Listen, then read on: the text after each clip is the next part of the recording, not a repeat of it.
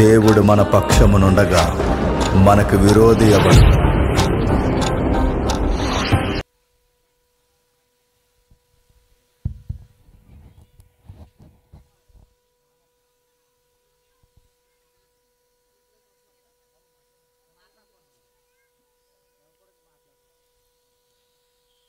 దేవుని ప్రజలైన మీ అందరికీ క్రీస్తునామ శుభములు. గతించిన కార్యానికి నేను రాలేకపోయాను. నిజానికి ఇప్పుడు కూడా నేను రాలేను, ఆగిపోదాం అనుకున్నాను. ఎందుకంటే ప్రవీణ్ పగడాల గారు ఎవరైతే ఉన్నారో ఇప్పుడే ఆయన యాక్సిడెంట్లో చనిపోయారని వార్త వచ్చింది. నిజానికి అక్కడికి వెళ్ళాలి. నేను త్వరగా ముగిస్తాను, ఏమనుకోకండి. ఆయన బాడీ పాపం అనాథ శవంలాగా రాజమండ్రి గవర్నమెంట్ హాస్పిటల్లో ఉంది. కానీ నేను అక్కడికి వెళ్ళాలి. నేను త్వరగా కొన్ని మాటలు చెప్పి నేను ముగిస్తాను. చిన్న ప్రార్థన చేసుకుందాం. ప్రార్థన. పరలోకమందున మా తండ్రి, మీ దయలో మీ కృపలో తండ్రి, మరొకసారి ఈ స్థానిక ప్రాంతంలో మీ సభను ఏర్పాటు చేసినందుకు మీకు స్తుతులు. వీరికి అర్థమయ్యే మాటలు చెప్పడానికి తండ్రి నన్ను వాడుకోండి. మీ దయగల హస్తముల చేత నన్ను నడిపించండి తండ్రి. త్వరగా మేము ముగించుకొని తండ్రి మీ కుమారుని యొక్క దేహాన్ని మేము చూడడానికి మమ్మల్ని నడిపిస్తారని కోరుతూ మమ్ములను మీ బిడ్డలను అందరినీ మీ చేతులుగా అప్పగిస్తూ క్రీస్తునామని ప్రార్థన సమర్పిస్తున్నాం తండ్రి. ఆమేన్. త్వరగా కొన్ని విలువైన సంగతులు చూద్దాం. నిర్గమకాండము 12వ అధ్యాయం. నిర్గమకాండము 12వ అధ్యాయం మొదటి 8 వచనాలు ఎవరైనా చక్కగా చదవండి. నిర్గమకాండము 12వ అధ్యాయం మొదటి 8 వచనాలు. మోసే అహరోనులు ఐగుప్తీ దేశంలో ఉండగా యెహోవా వారితో ఇలాగూ సెలవిచ్చెను, నెలలలో ఈ నెల మీకు మొదటిది, ఈ సంవత్సరానికి మొదటి నెల. మీరు ఇశ్రాయేలు సర్వ సమాజంతో ఈ నెల దశమి నాడు వారు తమ తమ కుటుంబముల లెక్క చొప్పున ఒక్కొక్కడు గొర్రె పిల్లనైనను మేక పిల్లనైనను, అనగా ప్రతి ఇంటికి ఒక గొర్రె పిల్లనైనను మేక పిల్లనైనను తీసుకుని వాళ్ళను. ఆ గొర్రె పిల్లలు తినుటకు కుటుంబం చాలకపోయిన వాడు వాని పొరుగువాడును తమ లెక్క చొప్పున దాన్ని తీసుకుని వాళ్ళను. ఆ గొర్రె పిల్లను భుజించుటకు ప్రతివాడు భోజనపు పరిమితిని బట్టి లెక్కింపవలను. నిర్దోషమైన ఏడాది మగపిల్లను తీసుకుని వాళ్ళను. గొర్రెల్లో నుండైనను మేకల్లో నుండైనను దాన్ని తీసుకుని వచ్చును. ఈ నెల 14వ దినం వరకు మీరు దాన్ని ఉంచుకొని వాళ్ళను. ఆ తర్వాత ఇశ్రాయేలు సమాజం వారందరూ తమ తమ కూటములలో సాయంకాలం ముందు దాన్ని చంపి దాని రక్తము కొంచెం తీసి దాన్ని తిని ఎండ్ల ద్వార బంధపు 2 నిలువు కమ్ముల మీద దాన్ని కమ్మి మీద చల్లి ఆ రాత్రి వారు అగ్ని చేత కాల్చబడిన మాంసమును పొంగని రొట్టెలను తినవలను. చేదు కూరలతో దాన్ని తినవలను. చదివిన వాక్యం సుమారు పాత నిబంధనకి, ముఖ్యంగా మోసే గారు రాసిన 5 కాండాలకి ఎన్నుపూస లాంటి అధ్యాయం ఏదన్నా ఉంది అంటే అది 12వ అధ్యాయం నిర్గమకాండం. ఈ 12వ అధ్యాయం నిర్గమకాండం గురించి మనం చదువుకున్నప్పుడు రేపు ఏం జరగబోతుందని ఒక భవిష్యత్తును కూర్చిన గడియ ఇక్కడ రాశాడన్నమాట. నిజానికి అక్కడ రాస్తున్న వచనాన్ని చూస్తున్నప్పుడు ఏదో గంభీరమైన సత్యమే దేవుడు రాయించి ఉంచాడని మనకు అర్థమవుతుంది. ఏం రాయించాడంటే ఆ మొదటి వచనం చెబుతున్నాడు చూడండి. మోసే అహరోనులు ఐగుప్తీ దేశంలో ఉండగా. మోసే అహరోనులు ఐగుప్తీ దేశంలో ఉండగా ఏంటి? మోసే చరిత్ర మనకు తెలుసు. మోసే గారి చరిత్ర మనం ఎరిగిన వారమే. మోసే చరిత్ర మనం గుర్తించిన వారమే. మోసే గారు అంతకుముందు ఐగుప్తిలో ఉన్న మరలా తిరిగి వచ్చిన వైనాన్ని అక్కడ రాస్తున్నాడు. ఆయన ఐగుప్తీ దేశంలో ఉండగా అన్నాడు. ఇంక సౌండ్ ఏం కదా తగ్గించాను. మోసే అహరోనులు ఐగుప్తీ దేశంలో ఉండగా యెహోవా వారితో ఇలాగ సెలవిచ్చెను. అంటే ఐగుప్తీ దేశంలో ఉండగా ఏంటి? ఉండకూడదా? ఉండరా? ఉండకూడని మనుషులు అంటే వాళ్ళ దేశం ఐగుప్తీ దేశం కాదు, అదొక పొరుగు దేశం. ఆ పొరుగు దేశంలో వీరు ఉన్నారు. ఎందుకు ఉన్నారో చరిత్ర మనకు తెలుసు. అబ్రహాముకి దేవుడు వాగ్దానం చేశాడు. అబ్రహాముకి వాగ్దానం చేస్తే వాగ్దానం ప్రకారం పుట్టిన కుమారుడే ఇస్సాకు. ఆ ఇస్సాకుకు పుట్టిన వాగ్దానం ప్రకారం పుట్టిన పిల్లలే యాకోబు, యాసావు. ఆ యాకోబు యాసావులకు పుట్టిన తర్వాత యాకోబుకు మళ్ళీ 12 మంది పిల్లలు పుడితే ఆ 12 మంది పిల్లల్లో మళ్ళీ ఒక 11 మంది కలిసి ఒక కుర్రోడి మీద పగబట్టారు. ఆ కుర్రోడు ఎవరో మనకు తెలుసు, ఆయన పేరు యోసేపు. ఆ యోసేపు గారి మీద ఎందుకు పగబెట్టారంటే, యోసేపు గారి మీద పగబెట్టడానికి ముఖ్యమైన కారణం ఆయన చెబుతున్న విషయాలు, ఆయన డ్రీమ్స్ ఎక్కువ చెప్తుంటాడు. తమ్ముడు ఇంకేం కాదు, ఆ డ్రీమ్స్ ఎక్కువ చెప్తూ ఉంటాడు. ఆయన డ్రీమ్స్ అంటే ఆయన కళలు వస్తుంటే ఆ కళలు ఆయన వివరిస్తూ ఉంటాడు. అందులో కళ ఇలా చెప్పాడు, అన్నయ్య నాకు కళ వచ్చింది, ఆ కళ ఏం కాదు, ఒక నక్షత్రానికి 11 నక్షత్రాలు సాష్టాంగ పడుతున్నట్టు నాకు అనిపిస్తుంది అనగానే వాళ్ళకి నచ్చలేదు ఆ కళ. ఎందుకంటే ఆ కళని వాళ్ళనే డీగ్రేడ్ చేస్తున్నట్టుగా అనిపించింది వాళ్ళకి. అది వాస్తవమే, భవిష్యత్తు అది. మళ్ళీ రెండవ కళ వచ్చింది. ఆ కళ ఏంటంటే, ఇప్పుడు 11 నక్షత్రాలే కాదు సాష్టాంగ పడుతున్నవి, సూర్యచంద్ర నక్షత్రాలు కూడా సాష్టాంగ పడుతున్నట్టు నాకు కళ వస్తుందని అనగానే వాళ్ళ కోపం వచ్చింది. ఏంట్రా నీకు మేము సాష్టాంగ పడ్డం, పైగా అమ్మా నాన్న కూడా నీకు సాష్టాంగ పడ్డం, నీకు అన్నీ ఇలాంటి కళలు వస్తాయేంట్రా అని అతని మీద పగబట్టారు. ఎంత పగబెట్టారంటే అసూయ వాళ్ళకి పెట్టరేకపోయింది. అసూయతో వచ్చిన ప్రమాదం ఏంటంటే, అసూయ సాక్షాత్తు యేసుక్రీస్తు వారిని చంపేసింది. అంత ప్రమాదకరమైనది అసూయ. అలాంటి అసూయ సొంత తమ్ముడి మీద వాళ్ళు కలిగి ఉన్నారు. వాళ్ళ నాన్నగారు ఒక చొక్కా కుట్టించారు, అది రంగురంగుల చొక్కా. ఆ రంగురంగుల చొక్కా కుట్టిన తర్వాత ఆ చొక్కా అబ్బాయి వేసుకున్నాడు. చూడడానికి ఆ అబ్బాయి బాగుంటాడట, బాగున్నవాడు ఏది వేసుకున్నా బాగుంటుంది. ఆ అబ్బాయి ఆ చొక్కా వేసుకున్న తర్వాత ఆ చొక్కాకు అందం వచ్చింది, అది చూసుకుంటూ ఏడిస్తారండి. ఎప్పుడు గుర్తుపెట్టుకోండి, మనం చూసి ఏడిసేవాళ్ళు బయట వాళ్ళు ఎక్కువ ఏడుస్తారు లేదు నాకు తెలియదు, కానీ మన సొంత వాళ్ళు దగ్గరగా ఉన్న వాళ్ళు మాత్రం మనం బట్టలు వేసుకుంటే ఏడుస్తారు, మనం తింటే ఏడుస్తారు, మన వస్తువులు కొనుక్కుంటే ఏడుస్తారు. వాళ్ళ ముందు మనం ఎదిగితే వాళ్ళ కళ్ళు పచ్చగా అయిపోతాయి. యోసేపుని చూసి ఏడిసింది ఎవరంటే సొంత అన్నయ్యలే ఏడ్చారు. ఆ ఏడ్చిన వారు చాలా ఘోరాతి ఘోరంగా అబ్బాయిని హింసించి బాధించి తీసుకెళ్ళి ఆ గోతులో పడేశారు. ఆ గోతులో పడేసిన యోసేపుని ఆ తర్వాత ఎవరో ఐగుప్తికి వెళ్ళి వర్తకం చేసే వాళ్ళు కొనుక్కుని ఆఫీసర్ ఇంటికి అమ్మేశారు. ఆఫీసర్ ఇంటికి అమ్మేసిన తర్వాత అక్కడ తెలుసు ఆయన మీద లేని ఒక నిందేసేసారు.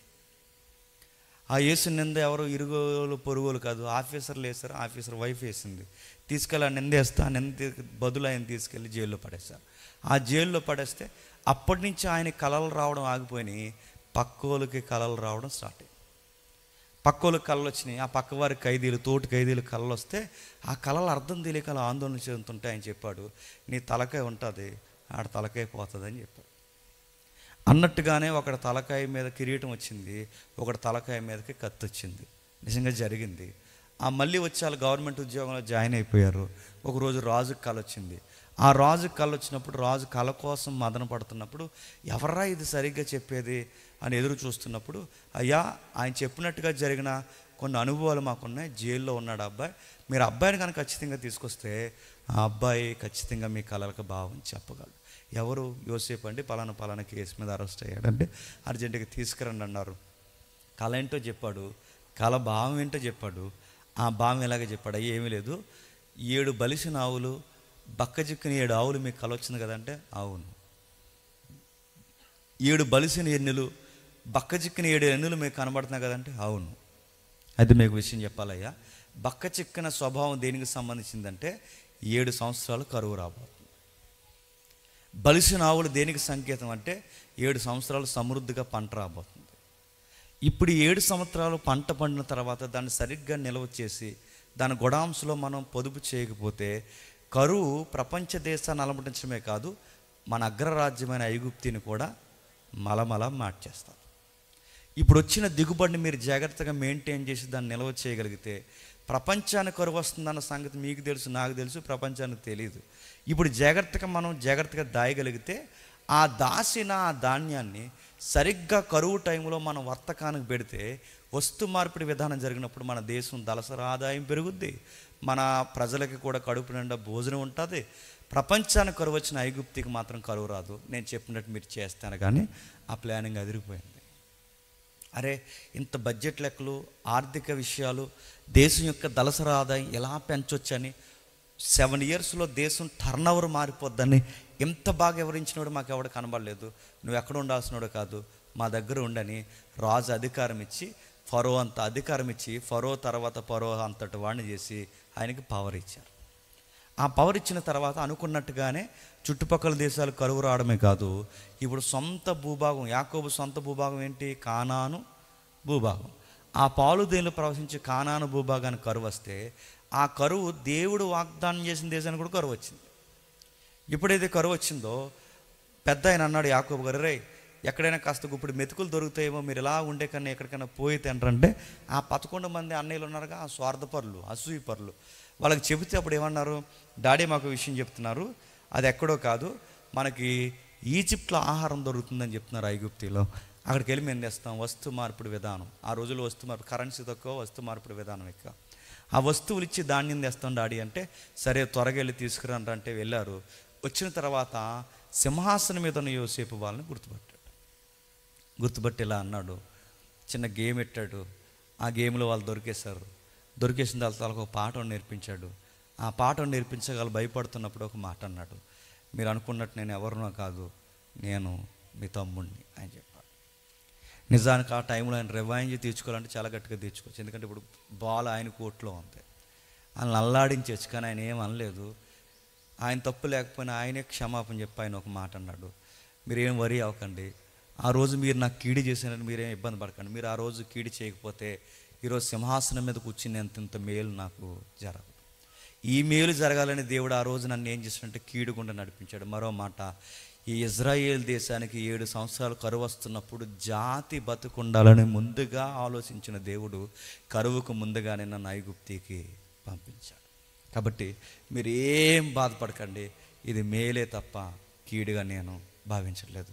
అలా బిక్క మొహాలు వేసుకుని, మాసిపోయిన గడ్డాలు, మాసిపోయిన వస్త్రాలు వేసుకుని, తమ్ముడి వైపు కనీసం క్షమాపణ అడగలేని సిగ్గుమాలిన మొఖాలు పెట్టుకుని అక్కడ నిలబడినప్పుడు ఒక మాట అన్నాడు, తమ్ముడుగా నేను ఇంత హై పొజిషన్లో ఉన్నప్పుడు మీరు కింద ఉండడం ఏంటి, నేను బాగున్నంతకాలం మీ మీద ఏక వాడడానికి వీల్లేదు, మీరు తట్టబుట్ట సర్దుకుని ఐగుప్తికి వచ్చేయండి. మొత్తం సర్దుకుని ఐగుప్తికి వచ్చేసారు. అదంతా ఐగుప్తికి సర్దుకుని వచ్చిన తర్వాత యోసేపు ఉన్నంతకాలం ఇజ్రాయెల్ దేశానికి లేదా ఇజ్రాయేల్ ప్రజలకి చాలా రాయల్టీ వచ్చింది. వాళ్ళు ఎంత బాగా ఉన్నారంటే, వాళ్ళు ఎంత బాగా ఎదిగారంటే ఆర్థికంగా బాగున్నారు, పౌర హక్కుల్లో బాగున్నారు. ఎందుకంటే యోసేపుని బట్టి ఇశ్రాయేల్ని కూడా ఏం చేస్తున్నారు, గౌరవిస్తున్నారు. యోసేపుని బట్టి ఇశ్రాయేల్ని కూడా ఎప్పుడైతే గౌరవిస్తున్నారో ఇజ్రాయేల్ దేశం ఉద్భవించింది. ఫుడ్ విషయంలో బాగున్నారు, పౌర హక్కులు బాగున్నారు, రేషన్ బాగా ఇస్తున్నారు, అంతా బాగుంది. సడన్గా ఒక రోజు యాకోబు గారు చనిపోయారు. కొంతకాలం తర్వాత యోసేపు గారు చనిపోయారు. తలకాయలు ఎప్పుడైతే చనిపోయాయో వెనకాల ఉన్న వాళ్ళకి దిక్కు లేకుండా పోయింది. పెద్దవారు ఎప్పుడైతే చనిపోయారో వెనకాల ఉన్న వారికి ఇక ఆదరణ లేకుండా పోయింది. అంతే, ఎప్పుడైతే వారికి ఆదరణ లేకుండా పోయిందో, దిక్కు లేకుండా పోయిందో, మళ్ళీ నేను చెబుతున్నాను, ఆ రోజు ప్రజల్ని లోకు కట్టేశారు. ఒక మాట తెర మీదకి వచ్చింది, ఎలానే ఇశ్రాయేలుని వదిలేస్తే ఈ జాతి ప్రజలు ఎక్కువైపోయేలా ఉన్నారు, వీళ్ళు ఎక్కువైపోతారు, ఇలాగే వీళ్ళు ఎక్కువైపోతే రేపొద్దున ఐగుప్తీలు వీళ్ళకి బానిసం చేసే పరిస్థితి వస్తుంది, మనం వీళ్ళకి అధికారులు, వీళ్ళు మనకు అధికారులు అయిపోతారు, వాళ్ళకి మనం బానిసం చేసే పోతాం. అయినా వీళ్ళు మనకు ఊడిగించేయాలి కానీ మనం వాళ్ళకు ఊడిగించేయడం ఏంటి. అంతే, వెంటనే శాసనాలు మార్చేశారు, ప్రకటనలు చేశారు. ఆ ప్రకటనలు శాసనాలు ఒకటే, ఆ ప్రకటన శాసనాలు ఉన్నది ఏంటంటే ఈ రోజు నుంచి ఐగుప్తిలో ఇశ్రాయేలుకి సరి అయిన పౌర హక్కులు ఉండకూడదని రద్దు చేసి పాడేశారు. దూరంగా ఒక దేశానికి పంపించారు, దూరంగా ఒక ప్రాంతానికి పంపించారు. ఆ ప్రాంతం పేరు గోసేను ప్రాంతం. అక్కడే ఉండంటారు, అంటరాని వాళ్ళు ఉన్నట్టు మీరు అక్కడే ఉండంటారు అని చెప్పి వాళ్ళని అంటరాని వారిని పెట్టినట్టు ఒక దూరంగా ఒక ప్రాంతంలో పెట్టారు. అక్కడి నుంచి వాళ్ళతో మాట్లాడుతున్నారు, తీసుకొస్తున్నారు, బానిస బతుకు చేయించుకుంటున్నారు, రాళ్ళు మోయిస్తున్నారు, ఇటుకలు కొట్టేస్తున్నారు, ఇటుకలు చేయిస్తున్నారు, పిరమిడ్లు కట్టిస్తున్నారు, రామ్సేస్ పట్టణాన్ని కట్టించారు. ఒక్కటేంటి, మట్టి పని, ఇంటి పని, స్నానాలు, అన్ని పనులు వాళ్ళతో చేయించారు. ఎంత పనులు చేయించిన తర్వాత వాళ్ళకి అర్థమైంది, రేపు మా పిల్లలు పుట్టినా కూడా వాళ్ళు కూడా బానిసలే, రేపు మాకు మనవలు పుట్టినా కూడా వాళ్ళ బానిసలని 430 సంవత్సరాలు నలిగిపోయి ప్రార్థన చేశారు. ఆ ప్రార్థనకి జవాబుగా మోసే అనే ఒక వ్యక్తి పుట్టాడు. ఎవరు? మోసే. ఆ మోసే అనే వ్యక్తి పుట్టిన తర్వాత దేవుడు తన ద్వారా ఇశ్రాయేలుని రక్షించాలని ఇశ్రాయేలుని రక్షించడానికి ప్రయత్నం చేశాడు. అయితే ఆయన కొంచెం అటు ఇటు తిరగడం వల్ల మళ్ళీ ఫ్యామిలీ లైఫ్లో పడడం, మళ్ళీ దేవుడు తన కౌన్సిల్ చేసి మళ్ళీ తీసుకురావడం, నువ్వు ఉండాల్సిందే ఫ్యామిలీ మానగా కాదు, నువ్వు ఉండాల్సిందే వారియర్గా ఉండాలి, నువ్వు రా అని బయటకు తీసుకొచ్చాడు. ఆ తీసుకొచ్చిన తర్వాత అప్పుడు నిలబడి ఐగుప్తి ప్రభుత్వంతో మాట్లాడుతున్నాడు. ఆ మాట్లాడే వైనమే ఈ 12వ అధ్యాయం అన్నమాట. ఆ మాట్లాడుతమైందా? ఇప్పుడు ఆ 12వ అధ్యాయం అంతుకు ఐగుప్తికి వచ్చారు. అంతకు ఐగుప్తులు ఉన్నారు. అందుకే మోసే ఆహారంలో ఐగుప్తి దేశంలో ఉండగా యెహోవాతో ఇలాగో సెలవిచ్చాను. ఏమని సెలవిచ్చాడు? మీకు ఈ నెల మొదటి నెల 14వ తారీఖున సాయంకాలం మందు ఓ గొర్రె పిల్లను బలేయాలి. మరలా గుర్తుపెట్టుకోండి, ప్రతి ఒక్కడు ఆ రక్తం వెనకాల దాక్కోవాలి. మరలా గుర్తుపెట్టుకోండి, ఆ గొర్రె పిల్ల రక్తాన్ని తినాలి.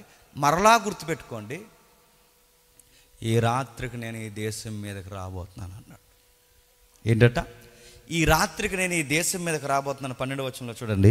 ఆ రాత్రి నేను ఐగుప్తి దేశం మందు సంచరించి ఐగుప్తి దేశం మనుషుల్లోనే కానీ జంతువుల్లోనే కానీ తొలి సంతతి అంతయు హతము చేసి ఐగుప్తి దేవతలందరికీ తీర్పు తీర్చాను.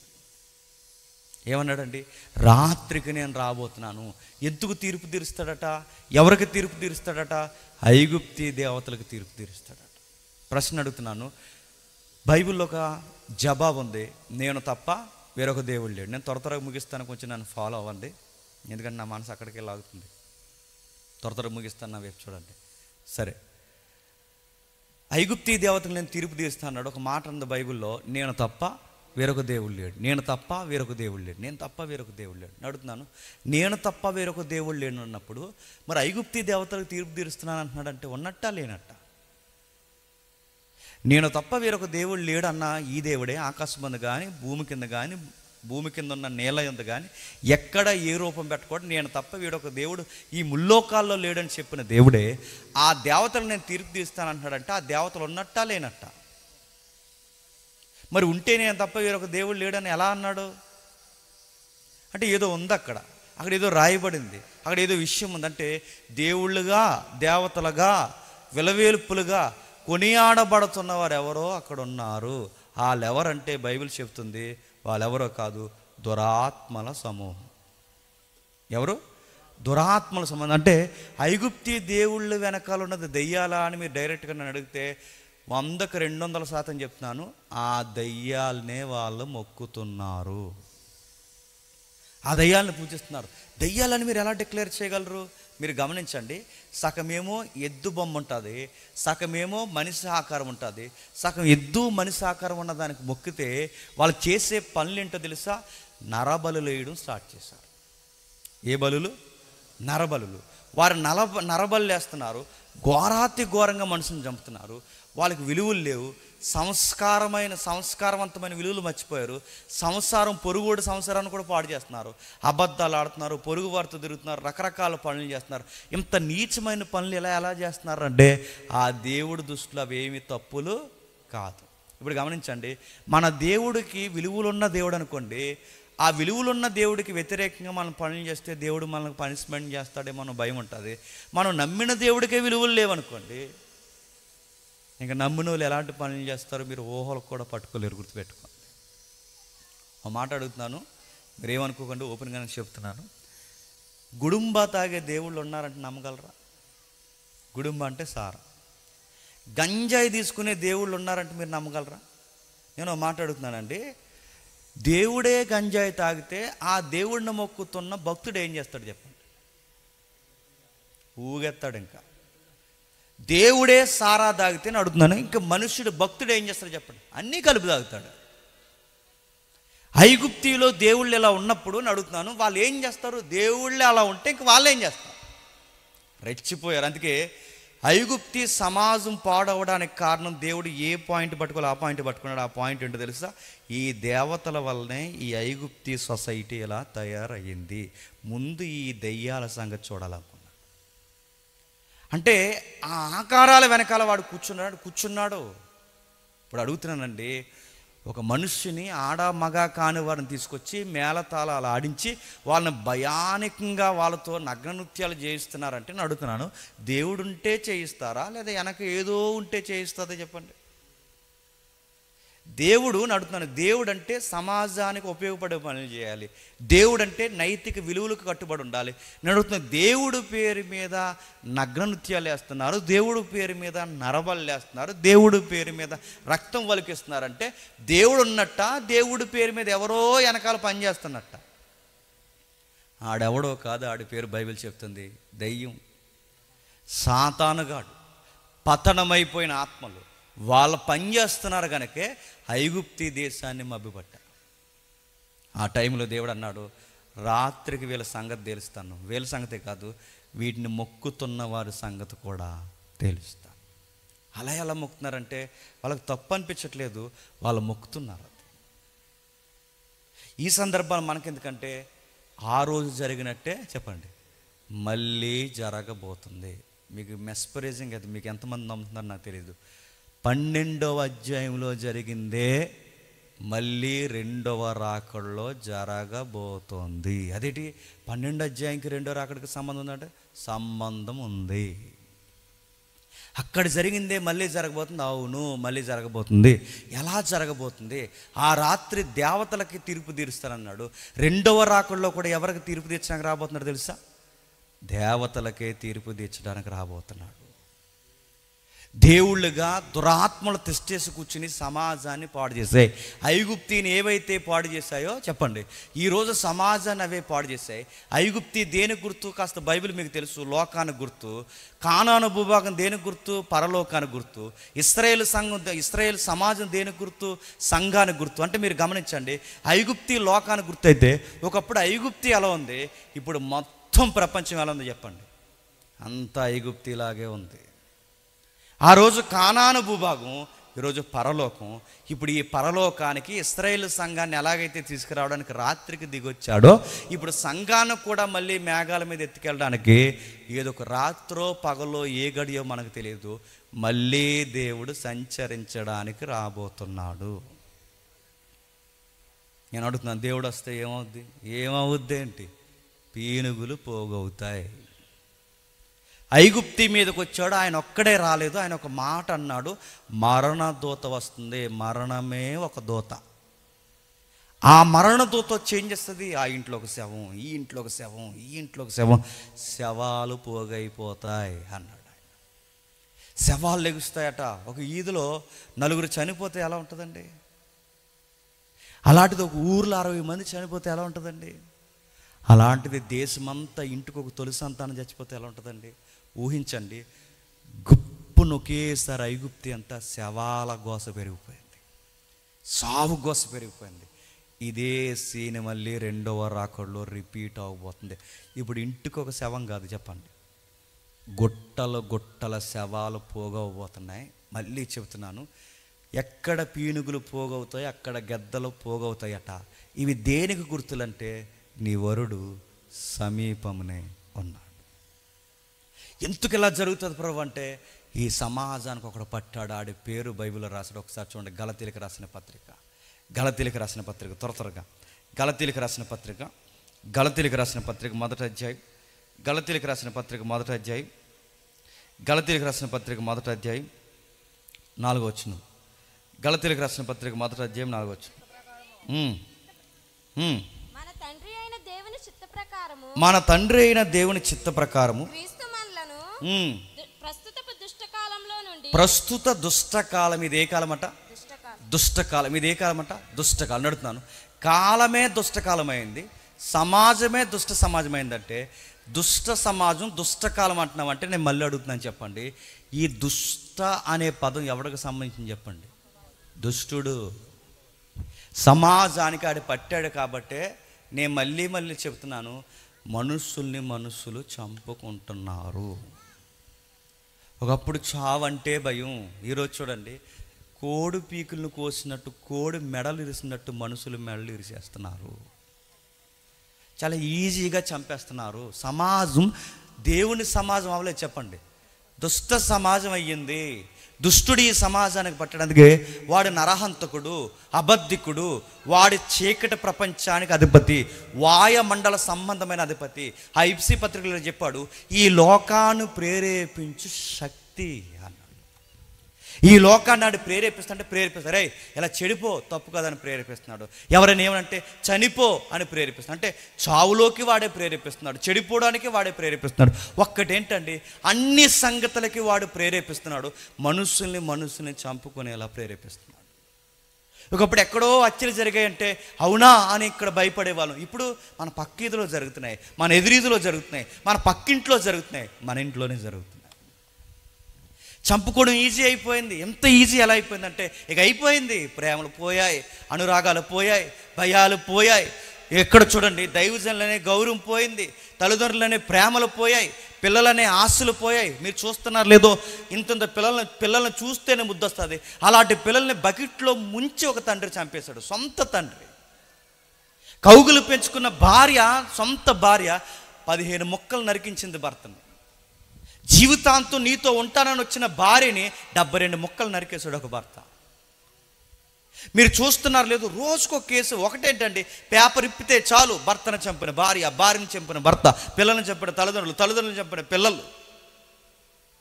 ప్రేమలు లేవు, అనురాగాలు లేవు, రక్తపాతం నడుపుతున్నాను ఎక్కువైపోయింది. ఈరోజు సినిమాలు కూడా మీరు చూడండి, సొసైటీని వాడు ఎలా పట్టేశాడో. మీరు హీరో ఫ్లెక్స్లు మీరు చూస్తున్నారు లేదు, నోట్లో కత్తి, లింగి పై కట్టి, ఒక తలకాయ నరికి, ఓ చేతితో కత్తి పట్టుకుని, ఓ తలకాయ చేతితో పట్టుకుని ఆ హీరో అలా వెళుతుంటే నడుపుతున్నాను. ఈరోజు బాక్స్ ఆఫీసులు బదలాసిపోతున్నాయి. మీరు చూడండి, మీకు ఏమర్థమవుతుంది?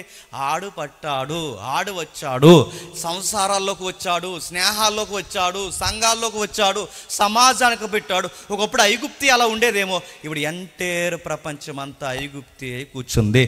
దీన్ని ఇలా పాడు చేసిన వాడు ఎవరో దేవునికి తెలుసు. ఆ శత్రువు గొంతు మీద అడుగేయడానికే నజరుడైన యేసుడు రాబోతున్నాడు.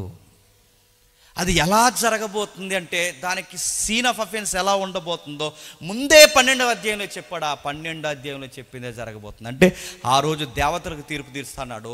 ఈరోజు మళ్ళీ చెప్తున్నాను, దేవతలకు మొక్కునోళ్ళు కూడా తీరుస్తారన్నాడు. ఈరోజు మళ్ళీ చెప్తున్నాను, ఈరోజు వాడిని మొక్కుతున్న వాళ్ళు ఎక్కువైపోయారు. దేవుణ్ణే నమ్ముతున్నాం అనుకుంటున్నారు, కానీ ఆడు దేవుడు కాదు. స్నేహమే అనుకుంటున్నారు, అది స్నేహం కాదు, దుష్ట స్నేహం. మంచి సమాజం అనుకుంటున్నారు కదా, అది మంచి సమాజం కాదు, దుష్ట సమాజం. ఎక్కడికక్కడే చదువుకున్న వాళ్ళని ఎలా పాడు చేయాలో, చదువు లేని వాళ్ళని ఎలా పాడు చేయాలో, సంసారాన్ని ఎలా పాడు చేయాలో, సంసారం లేని వాళ్ళని ఎలా పాడు చేయాలో, ఎవరిని ఎలా పాడు చేయాలో, ఎవరికి ఎలా రావాలో అందరి దగ్గరికి అలా వచ్చాడండి వాడు. ఎవరిని ఏ కోణంలో డిస్టర్బ్ చేయాలో, ఎవరెవరిని ఏ కోణంలో పాడు చేయాలో అన్ని కోణాల్లో పాడు చేసేసాడు. ఈరోజు వాడు కూర్చున్నాడు. అందుకే దేవుడు అన్నాడు, ఈ పనులు చేస్తున్నది ఐగుప్తీలే కాదు, ఈ పనులు చేస్తున్నది ఎవరంటే ఇశ్రాయేలీలు కూడా చేస్తున్నారు. ఆ రోజు ఎవరు చేశారట? ఇశ్రాయేల్. ఇంటికి కింద చదవండి, యెహెజ్కేలు 20వ అధ్యాయంలో ఉంటుంది. ఐగుప్తిలో ఇశ్రాయేల్ నాకు ఏ కృత్యములు జరిగించిరి, ఐగుప్తీ దేవతలు ఇశ్రాయేలు కూడా మొక్కారు. మొక్కడమే కాదు, నేను ఎన్నోసార్లు చెప్పాను అటువైపు పోవద్దని, అయినా పోయారు. అందుకే ఈ రాత్రి నేను చంపేయాలనుకున్నది దేవతలనే కాదు, ఈ రాత్రి నేను తీసేయాలనుకున్నది ఐగుప్తీలనే కాదు, ఈ రాత్రి నేను తీసేయాలనుకున్నది ఇశ్రాయేల్ని కూడా అన్నాడు. ఇది మీకు అర్థమైతే ఇశ్రాయేల్ చేసినట్టు ఈరోజు మనోళ్ళు కూడా చేస్తున్నారు. ఇటు దేవుణ్ణి మొక్కుతారు, అటు పోయి ముహూర్తాలు పెట్టుకుంటారు. ఇటు దేవుణ్ణి మొక్కుతారు, అటు పోయి వేపనాయంతో కార్యక్రమాలకి టైమింగ్ సెట్ చేసుకుని వస్తారు. ఇప్పుడు లేచి నిలబెట్టి మెడలు మొలలు చెక్ చేస్తే ఎంతమందికి లైసెన్స్ బిల్లులు ఉంటాయో. తాయిత్తులు నమ్ముతున్నారు. నేను అడుగుతున్నాను, ఇలాంటివి నమ్ముతున్నారు, అటు నమ్ముతున్నారు, ఇటు నమ్ముతున్నారు, ఇలాంటివి నమ్ముతున్నారు. నడుతున్నాను, ఇలాంటి నమ్మే వాళ్ళు లేరు చెప్పండి. ఎక్కువైపోయారు. ఇంజనీరింగ్ చదువుకున్నాడు నమ్ముతున్నాడు, ఎంబీబీఎస్ డాక్టర్ నమ్ముతున్నాడు, గ్రూప్ 1 ప్రిపేర్ అయ్యే అమ్మాయిలు నమ్ముతున్నారు, గ్రూప్ 1లో ఐఏఎస్ ఐపీఎస్లు నమ్ముతున్నారు. చిన్నోళ్ళు పెద్దోళ్ళు సమాజానికి మేధావులు ఉండాల్సిన వారు కూడా మూఢనమ్మకాలు నమ్ముతున్నారు. ఆ మూఢనమ్మకాలు నమ్మి ఇలాంటివన్నీ నమ్మి వాళ్ళు పాడైపోతున్న అడుగుతున్నాను. ఎవడు వీళ్ళని ఎలా తయారు చేసిందంటే, ఐగుప్తీని తయారు చేసినోడే వీళ్ళని అందరినీ కూడా అలా తయారు చేశాడు. ఇశ్రాయేలీల్ని కనికరించిన దేవుడు ఇలాంటివి నమ్మితే చెప్పండి మనల్ని కూడా కనికరించాడు. మరి వాళ్ళని వదిలేశాడుగా అంటే వదిలేలేదు. వాళ్ళకు ఒక ఆఫర్ ఇచ్చి అది పాటిస్తే వదిలేస్తానని చెప్పాడు. ఆ ఆఫర్ పేరే పస్కా. ఏంటది? పస్కా. ఈ లెంట్ డేస్లో చదువుతారు కదండి. ఆ పస్కా అంటే, పస్కా ఏం చేయాలి? 8వ అధ్యాయం 8వ వచనం మనం చదువుకున్నాం. ఏడాది ఒక గొర్రె పిల్లని తెచ్చుకోవాలి. 14వ రోజు దాన్ని సాయంకాలం ముందు బయటికి తీసుకురావాలి. సాయంకాలం ముందు దాన్ని చంపాలి. ఆ చంపిన తర్వాత మాంసాన్ని తినాలి. ఆ మాంసాన్ని తినాలి, ఒక్క ఎముకని నిరవకూడదు. ఆ రక్తాన్ని నిలువు కమ్మికి అడ్డు కమ్మికి పుయ్యాలి. అది ఎవడైతే పాటిస్తాడో మిమ్మల్ని ఏమనుకుండా వెళ్ళిపోతా అన్నాడు. ఇప్పుడు అదే మనల్ని చేయమన్నాడు. అంటే 2వ రాకుల్లో కూడా సేమ్ అలాగే రాబోతున్నాడు. మళ్ళీ దేవతలకు తీర్పు తీర్చబోతున్నాడు. మళ్ళీ శవాలకంటే ఈ క్రైస్తవులు బయటోళ్ళని ఆయనకి తేడా లేదు. ఎవరెవరైతే ఇవి నమ్ముతారో వాళ్ళందరి సంగతి తెలుస్తాడు. అప్పుడు మనం బతికి బట్ట కట్టాలి అంటే మళ్ళీ మనకు దిక్కు గొర్రె పిల్లే. ఆ రోజు వాళ్ళకి ఆ గొర్రె పిల్ల ఈరోజు మనకి ఆ గొర్రెపిల్ల చూపిస్తున్న ఒక నిజమైన గొర్రెపిల్ల ఉంది. ఆయన పేరు నజరేయుడైన యేసు. ఆయనను బాగా వినండి. ఆ 8 వచనాలు లేదా 12 వచనాల వరకు ఉన్న లేదా మొత్తం అధ్యాయంలో కొన్ని పాయింట్స్ నేను చదువుతాను, నేను ముగించేస్తున్నాను. అందులో కొన్ని పాయింట్స్ చెప్పాడు. ఏమన్నాడంటే, ఏడాది నిర్దోషమైన గొర్రెపిల్ల ఉండాలన్నాడు. ఏంటట? నిర్దోషమైన గొర్రెపిల్ల. ఆ రోజు ఆ నిర్దోషమైన గొర్రెపిల్ల ఆ ప్రమాదం నుంచి ఆ ఇశ్రాయేలు సమాజాన్ని రక్షించింది. మళ్ళీ రాకడ జరిగితే మనం రక్షించాలంటే నిర్దోషమైన గొర్రెపిల్ల ఉండాలి. ఆ నిర్దోషమైన గొర్రెపిల్ల ఎవరో కాదు, ప్రభు అయిన యేసుక్రీస్తు. అందుకే పిలాతు ఏమంటాడంటే, ఈయన యందు నాకు ఏ దోషము కనబట్టలేదు, ఈయన యందు నాకు ఏ దోషం కనబట్టలేదంటే మీకు ఏమర్థమవుతుంది? ఆ పదాలు చదువుతున్నప్పుడు పస్కా టైంలోనే పిలాతు అంటున్న మాట, ఈయన నిర్దోషమైన గొర్రెపిల్ల. ఆ రోజు ఆ గొర్రెపిల్ల ఎముక ఎరవద్దన్నారు. ఈరోజు కూడా నేను చెప్తున్నాను, కుడివైపున దొంగలు కాళ్ళు ఎరగొట్టారు, ఎడంవైపున ఆ దొంగ కాళ్ళు ఎరగొట్టారు, కానీ మధ్యలో ఉన్న యేసు ప్రభు కాళ్ళు ఎముక ఎరగొట్టలేపారు. ఎందుకు చెప్పిన?